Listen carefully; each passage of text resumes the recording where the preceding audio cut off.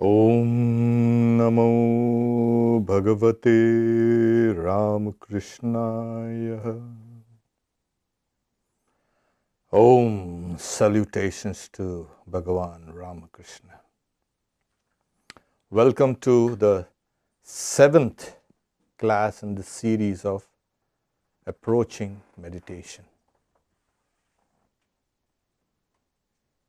We are going to go a little more deeper into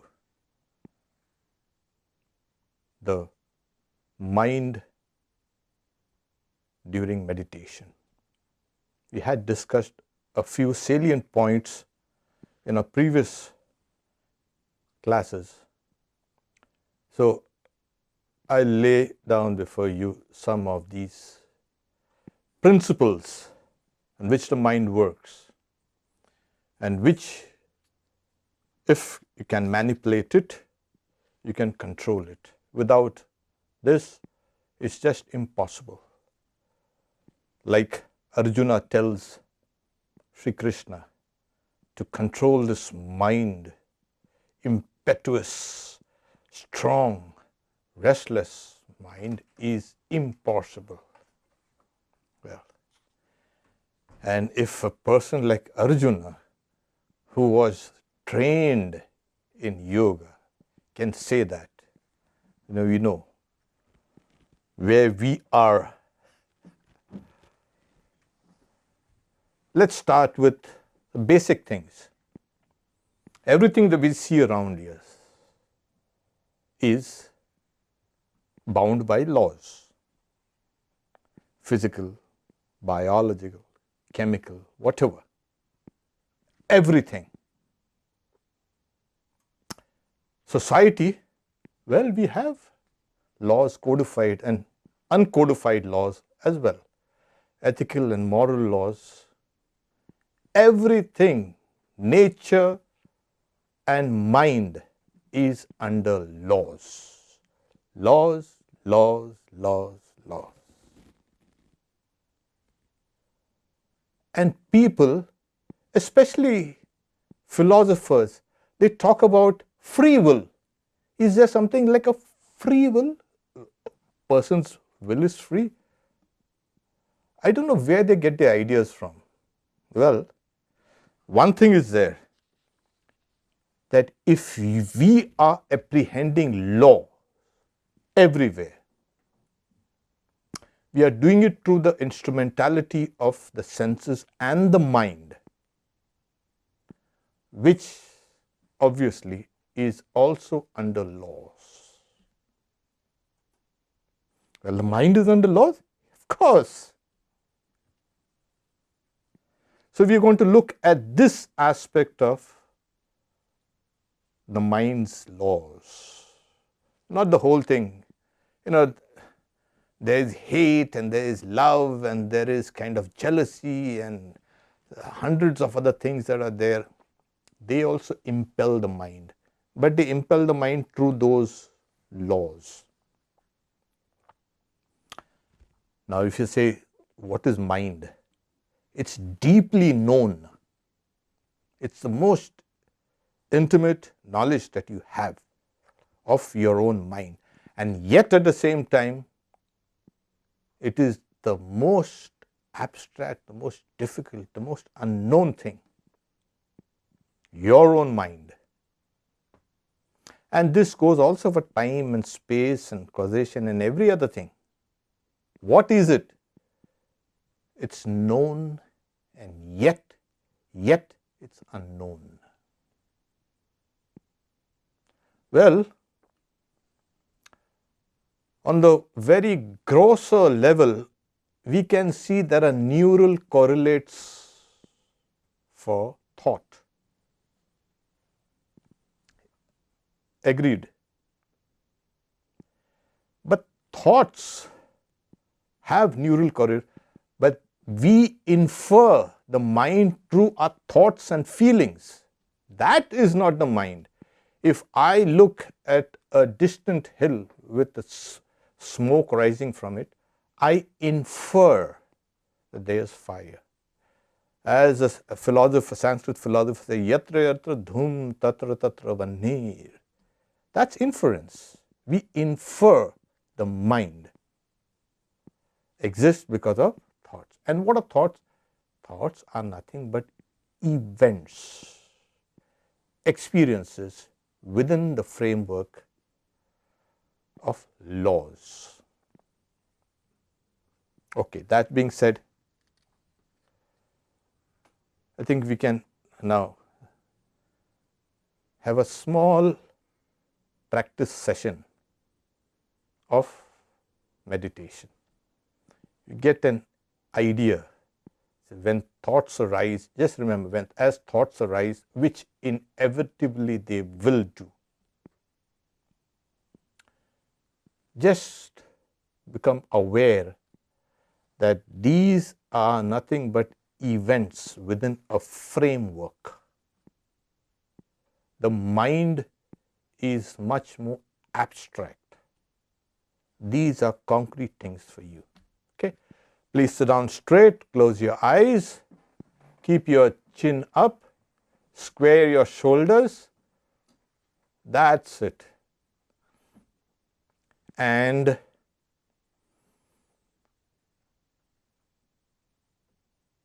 relax all your facial muscles, please.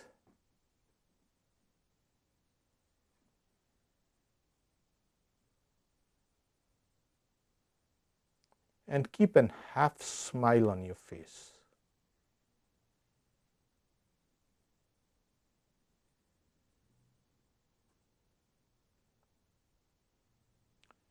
Now straighten your spine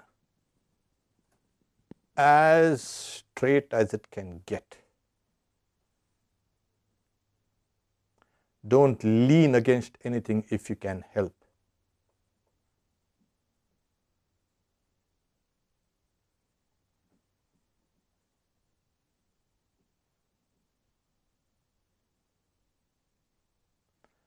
Now watch the screen of your mind.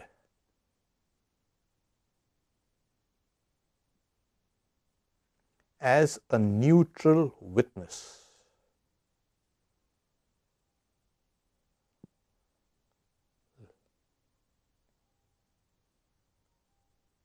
Let thoughts pour in from any side it wants to, and let them disappear in any direction they would go.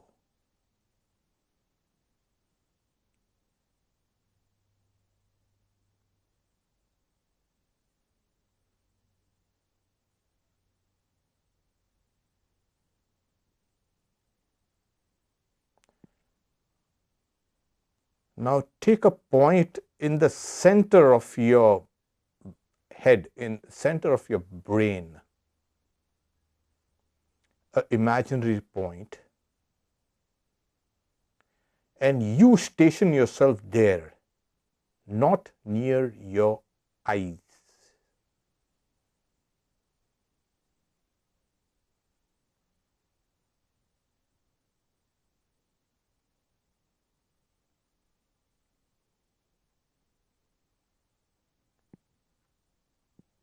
You can pin that imaginary point as a red dot,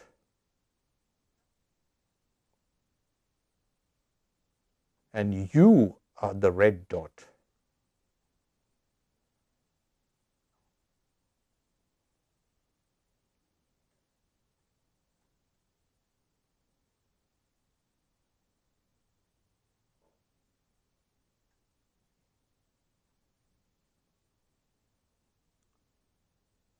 This red dot is watching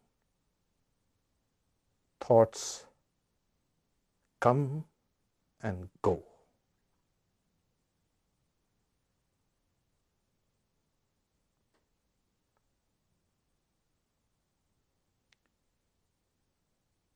If your awareness comes back to the screen, shift yourself back to the center, deep in the brain.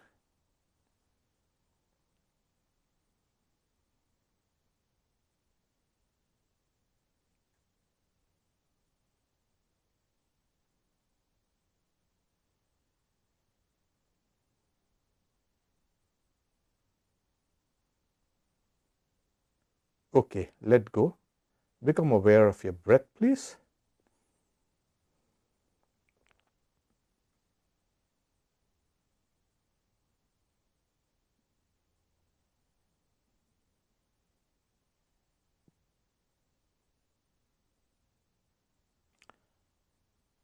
Just feel whether the breath is rhythmic or no.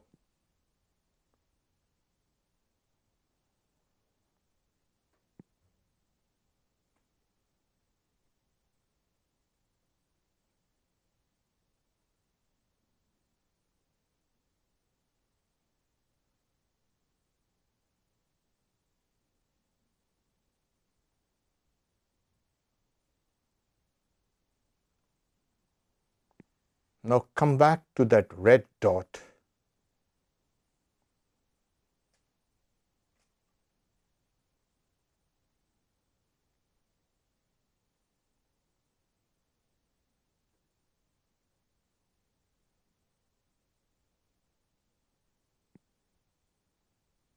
Keep your awareness there at that point.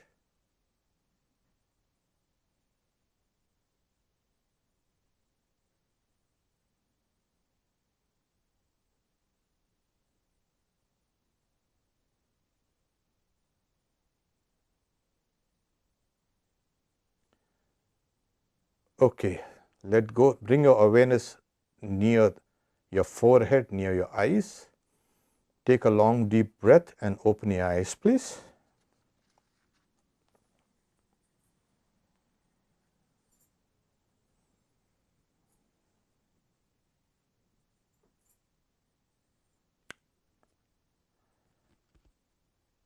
This was just an exercise for us to see if we can shift our center of awareness.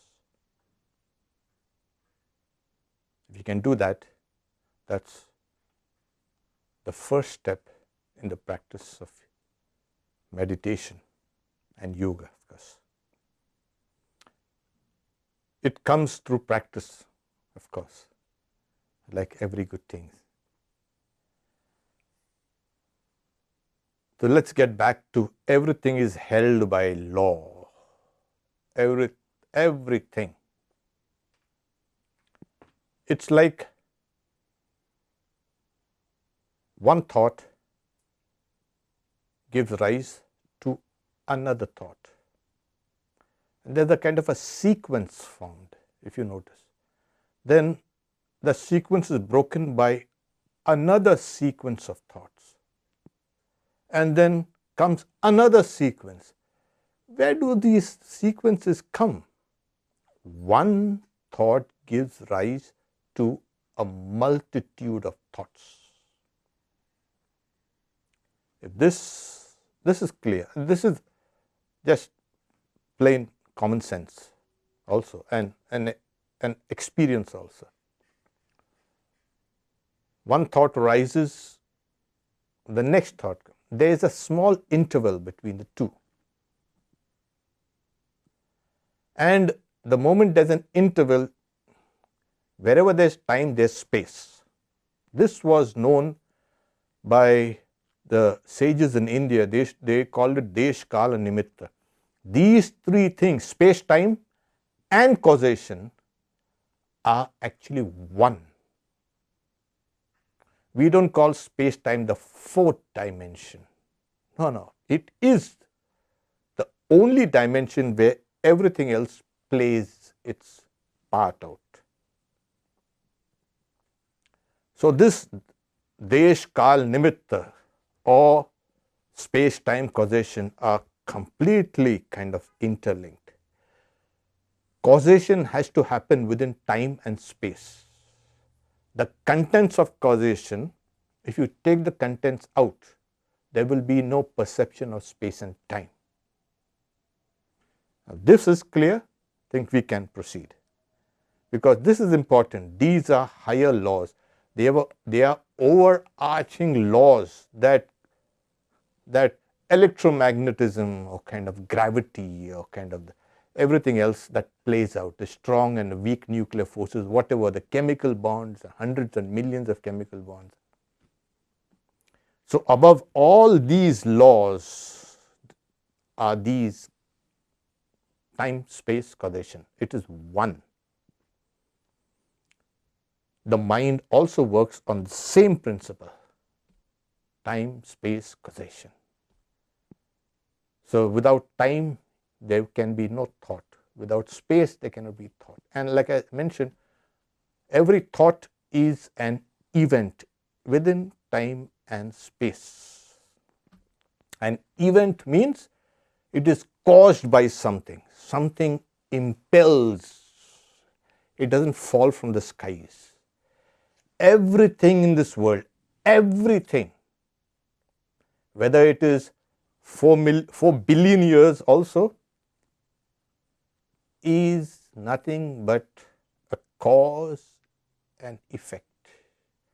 Those causes and effects are still within us. They work. Don't think that the universe is kind of so distant. Oh no. The universe is there.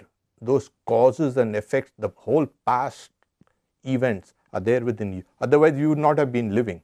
You know how long the DNA has taken to evolve? Millions and millions and millions of years, billions. They are there within you.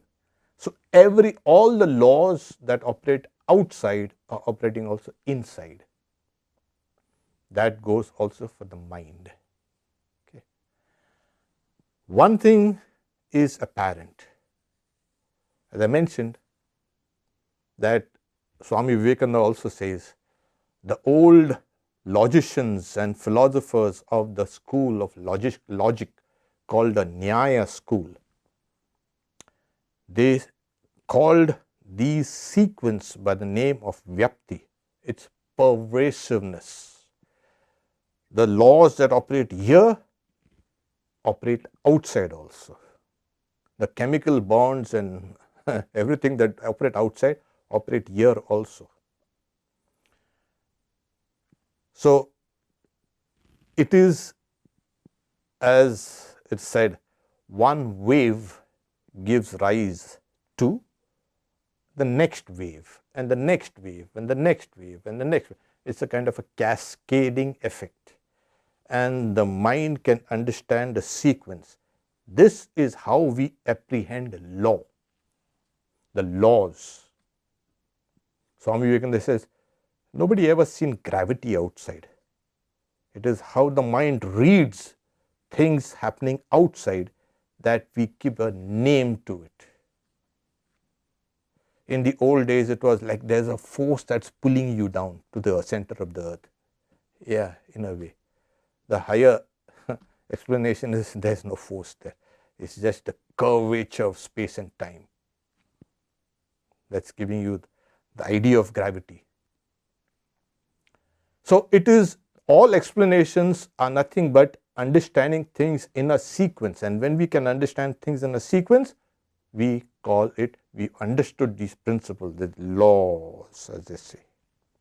Okay. So in meditation, there is something called the second aphorism is yogas chitta vritti nirodha. So yoga is controlling the mind from breaking out into waves. So what is yoga? I think we can do an headstand or something like that. That's yoga. So sorry. It's very clear that the mind, when it breaks into waves, breaks into multiple sequences, that is a non-yoga state. So all those sequences, as I mentioned, they are under those mighty laws. And when you can bring them all back in, transcend law, as it were, hold everything in check, that is yoga. That is meditation. Okay? So the idea is, don't let the mind break out into that, you can say, waves. So when we talk about waves, it's not something like, it's like a kind of a wave. Yeah, you can picturize it for beginners. So events are nothing but, it's called a vritti, as I said, waves. And the waves in the mind are chitta vrittis, the waves in the mind. Everything has a word or sound and an idea behind it.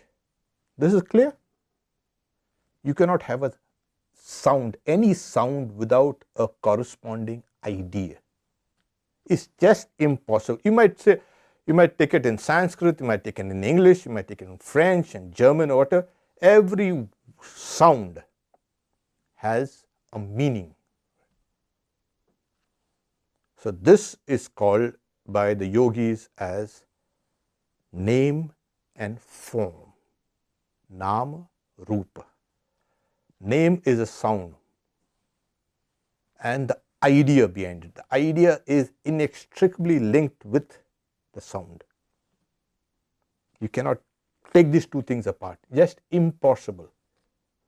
Even a sound of thunder will give you the idea.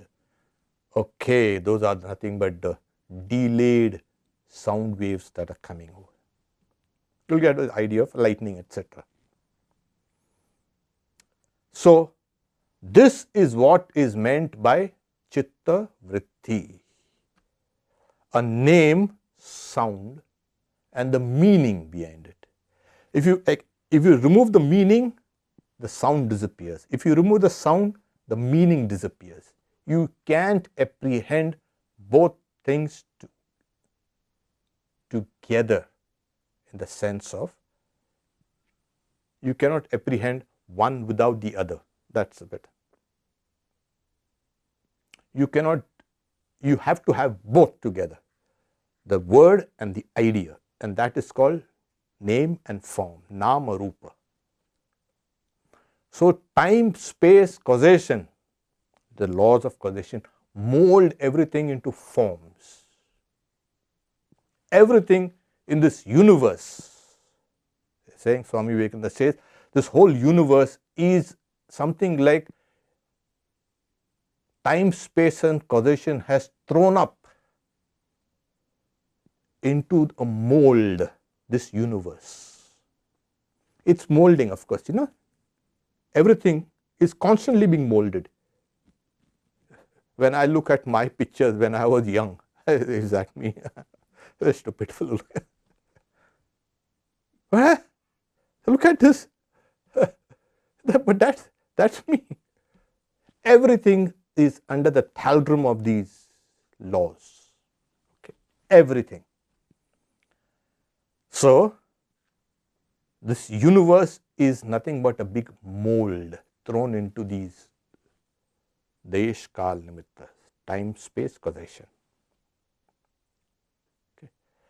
What is beyond this mold? That's an unconditioned existence. So this unconditioned existence, as it were, is molded into this time, space, causation, this conditioned existence. Okay, this is. And the mind now, which is in the mold, throws up further forms,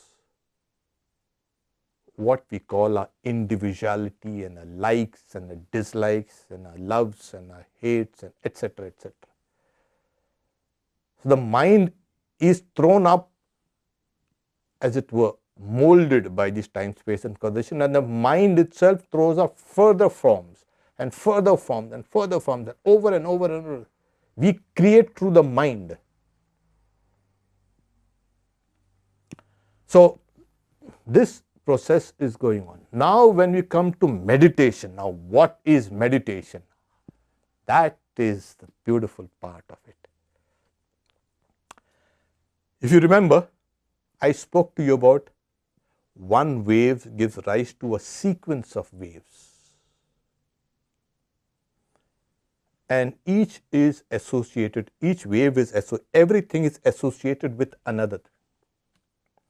In Sanskrit, it is called sajatiya, things of a similar nature. And these have to be cultivated. For meditation, why do you think it takes so long to meditate, to achieve some results of meditation? There are so many friends of mine who say, we've been meditating for 6 months, nothing is happening. I said, yeah. I said, oh good. Try it for another 6 months. And after 6 months, nothing is happening. Try it for another year. These are going to counter the vijatiya, the dissimilar waves. Because in yoga, you have to have a stream of thought which is, you can say, associated with your ideas of the goal of yoga. It's much easier to control a smooth flowing stream than to control a stream that is rough and boiling and kind of, is going around all over the place. There are swirls and eddies and whirlpools. It's very difficult there. So you have to lay the groundwork. You have to start building associations in your mind regarding, suppose you want to meditate on the goddess. Okay, that's a concrete example.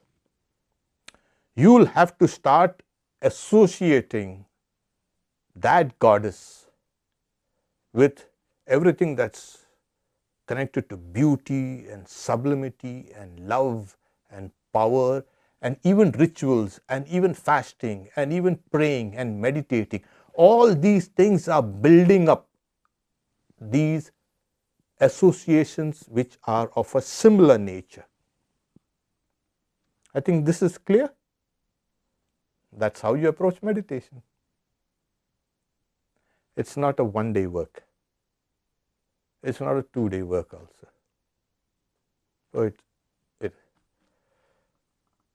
So this is now whenever you think of the goddess, all the host of associations rise up.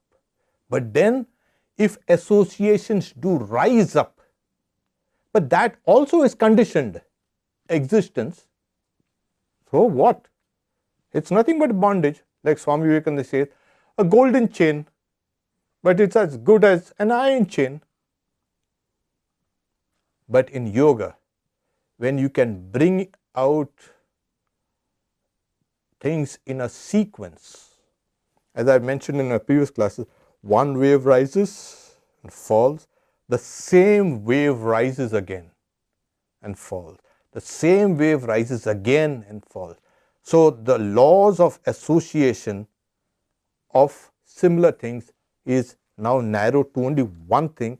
That same thing, same event or same image or same idea or same symbol rises, falls, rises, falls, rises, falls, rises, falls. It follows a sequence. As I said, everything is under sequence, and we can understand things which are in a sequence, sequential.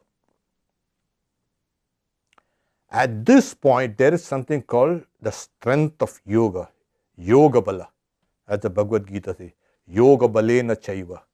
Through the strength of yoga, you can hold on to one wave and not let it break into the next sequence.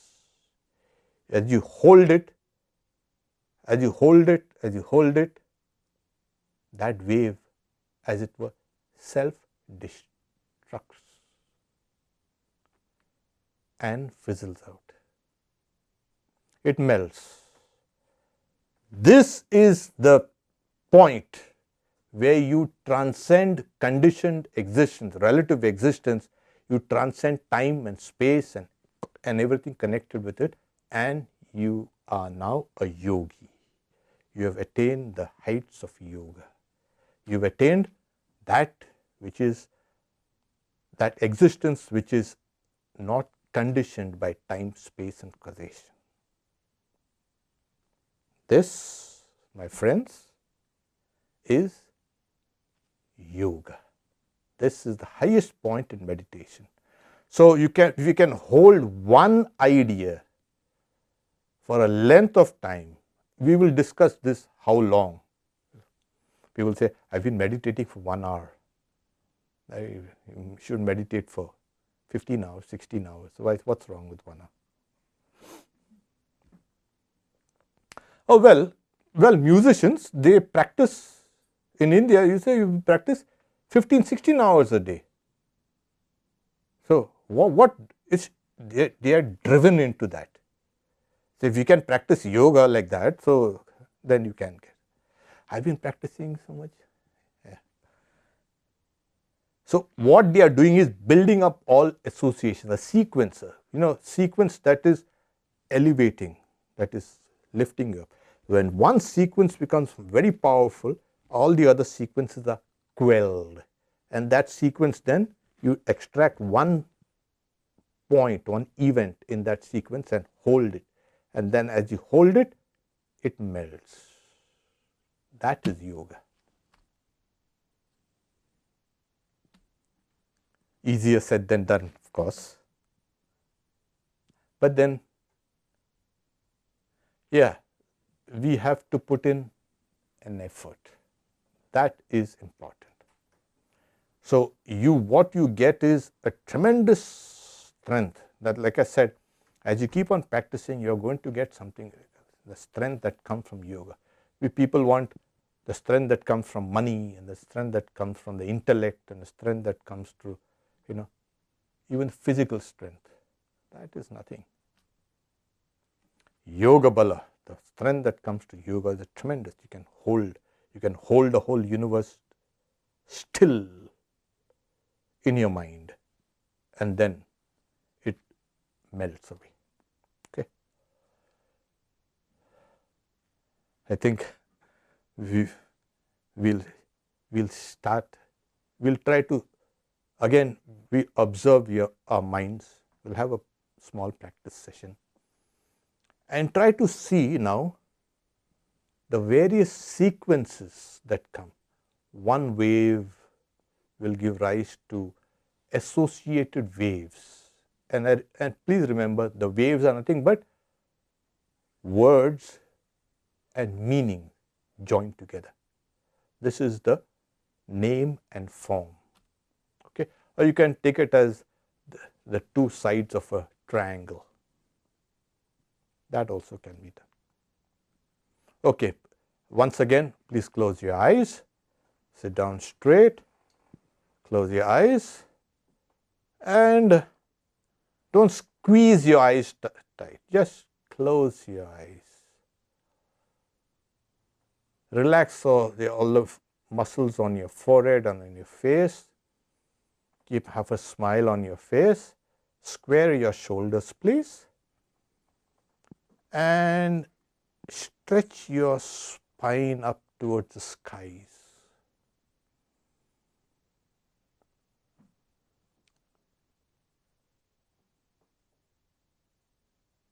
Keep your feet firmly planted on the ground, on the floor.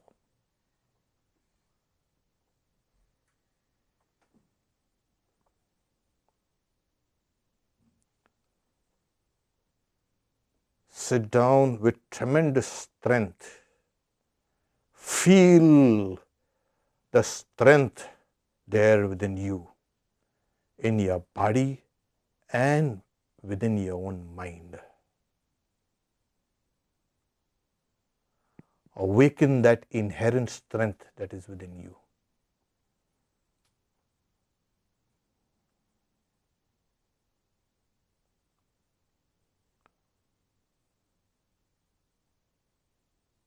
Now watch as a neutral witness the screen of your mind. Don't follow the sequence, just watch it like a witness.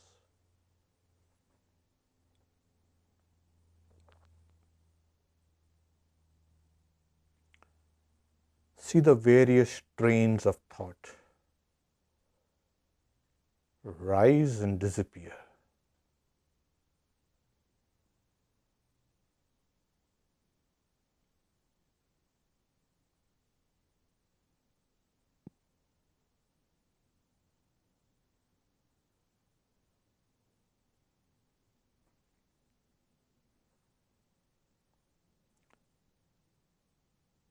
Turn your attention to that red spot in the center of your brain, please.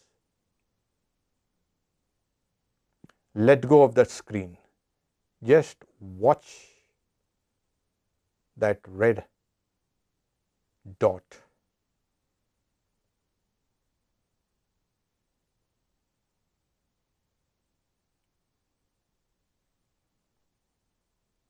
Go closer towards that red dot.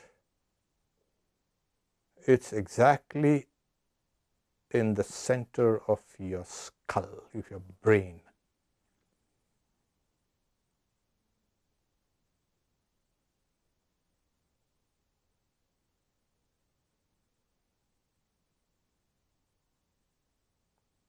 Keep on intently gazing at that red spot and go towards it with your awareness,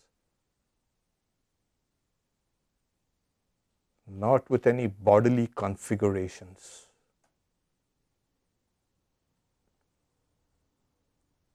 Approach it closer, go even closer, go closer.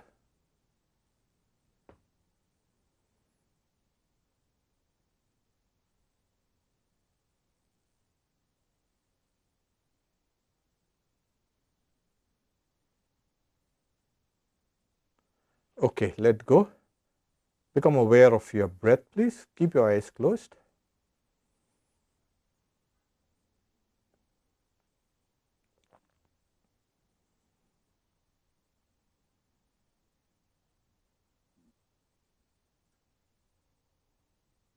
Now once again look at the screen of your mind, please.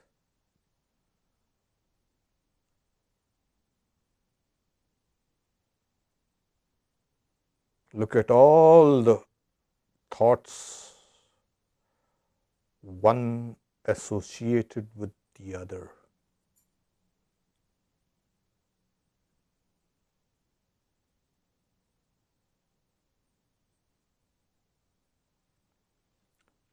Now turn away, turn your attention towards that red dot deep in the center of your brain.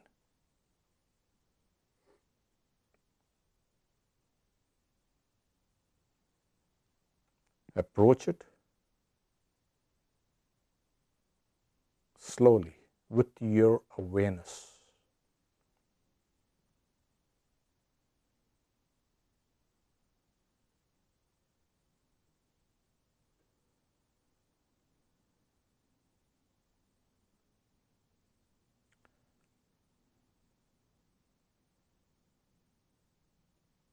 Okay, let go. Become aware of your breath, please. Now take long, deep breaths.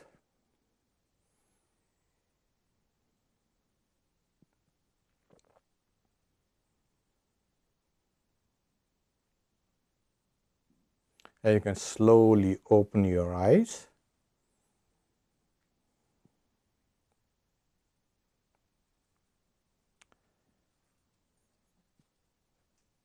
Okay, that done. Just to kind of mention it in passing, of course. We will be taking up some of the breathing exercise later on in this series, but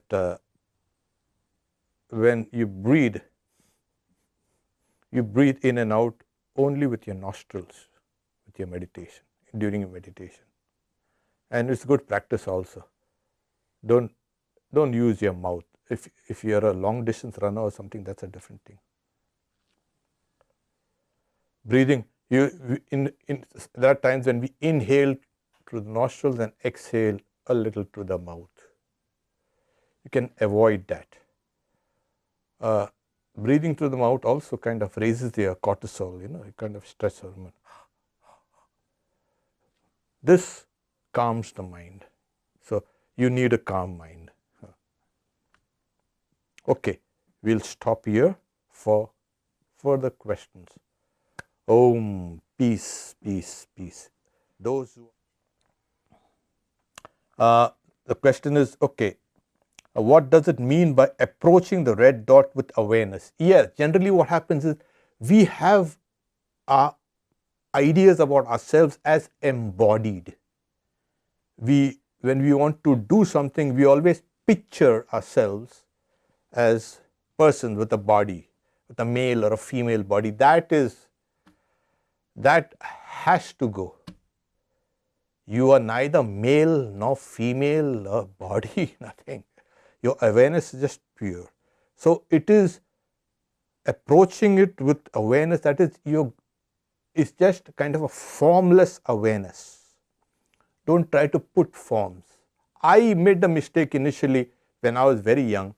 I used to approach it as if like trying to approach it with my eyes, kind of, awareness, eyes, okay.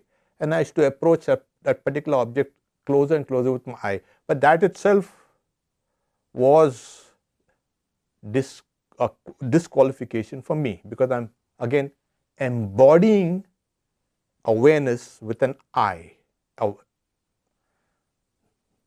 Awareness does not have an eye, as it say. It's just plain awareness. So you might have some difficulty. You can use just two eyes to approach it, or you can use your index finger to go closer now. But this is just kind of a temporary kind of prop for you. Later on, you will be able to just approach it in a formless way, which you will feel great joy. These are initially disciplines to get you into this yoga quickly, to get you into this idea that your awareness is actually formless. So that's it. I get sleepy when I try to keep my attention at the center of my head. Why? Why should you feel sleepy? There's somewhere deep down, there's a gland which is called pineal gland. Okay, that secretes your hormone, your sleep hormone, your growth, or whatever, all these things. It puts you to sleep, of course.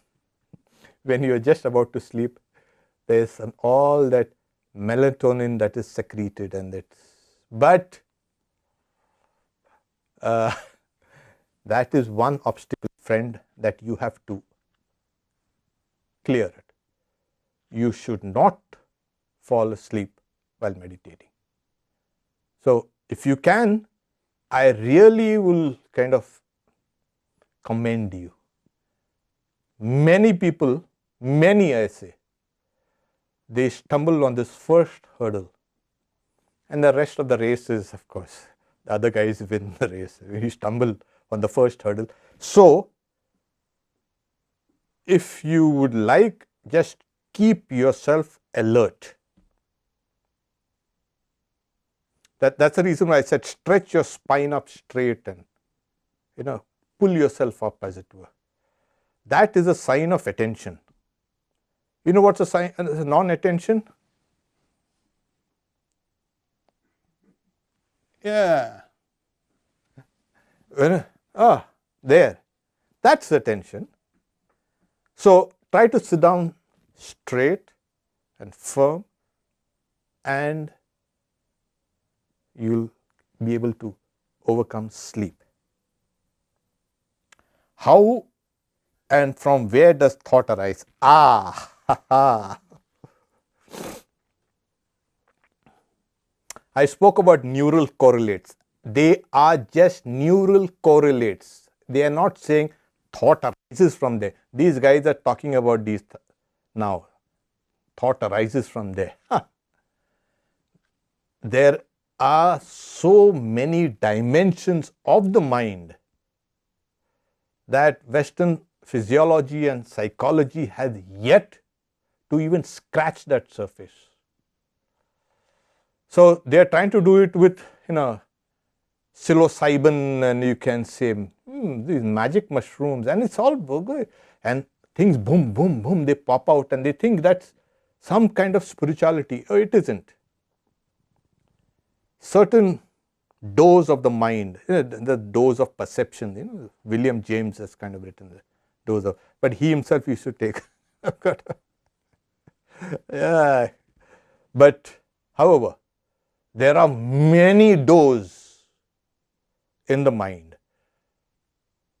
What I don't hear about those guys with their experiences, they don't experience that bliss which you will experience as you practice yoga.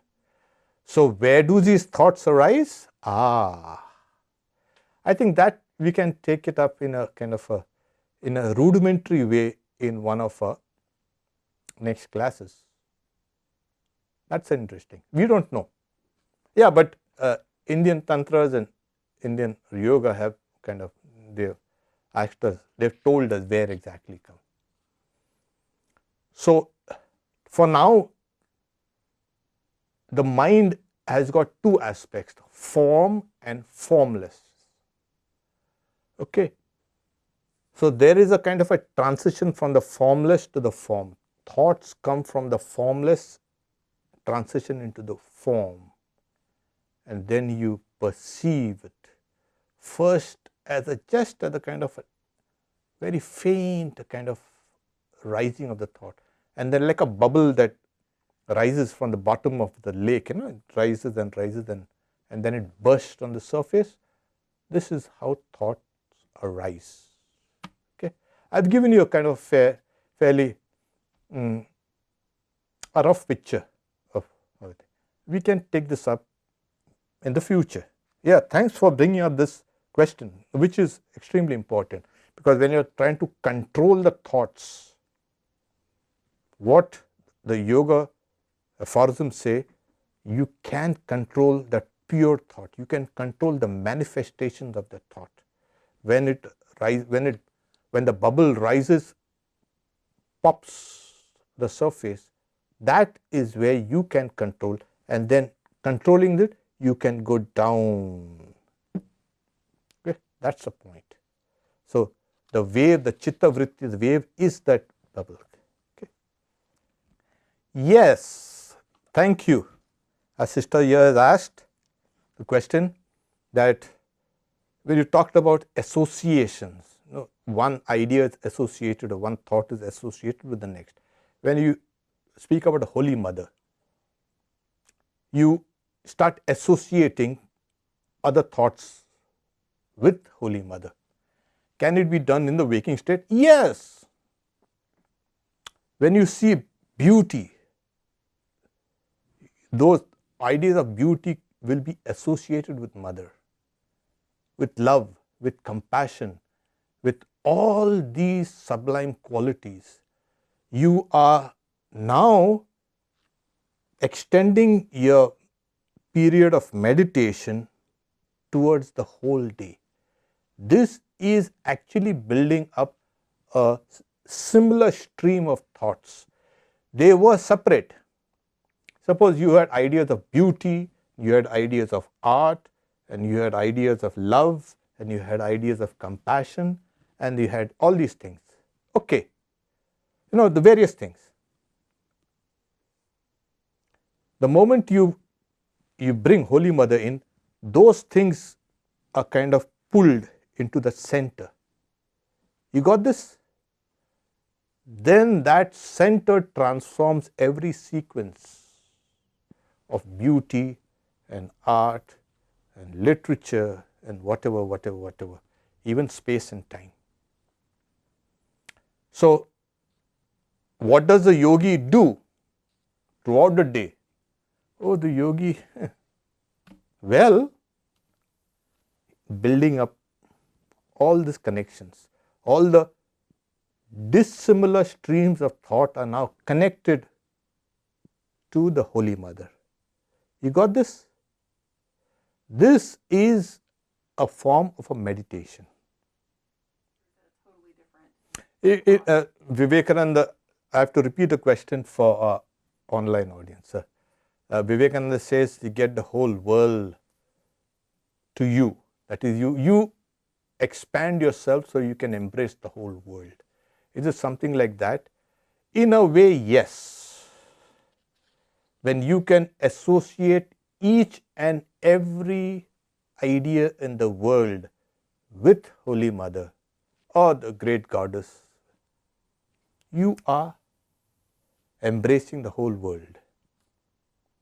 Later on, you will associate everything that is in conditioned existence with the Holy Mother.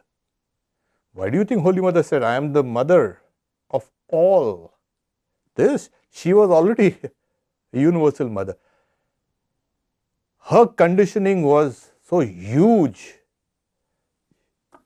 Even the conditioned universe was small with her.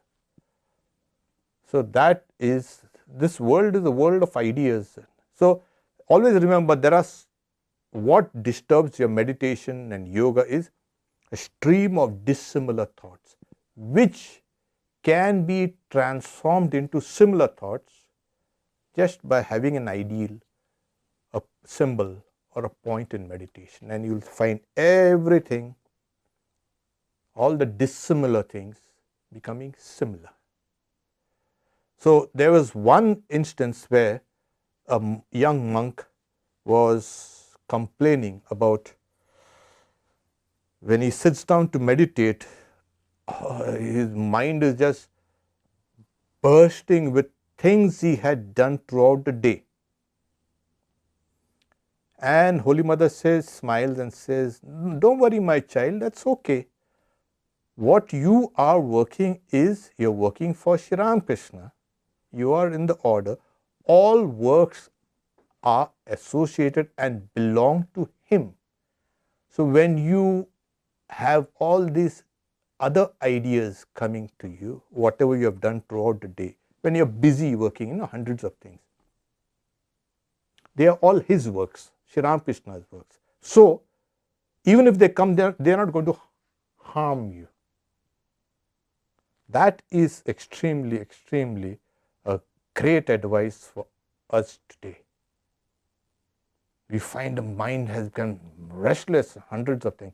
Associate all these things with divinity, and you got it done.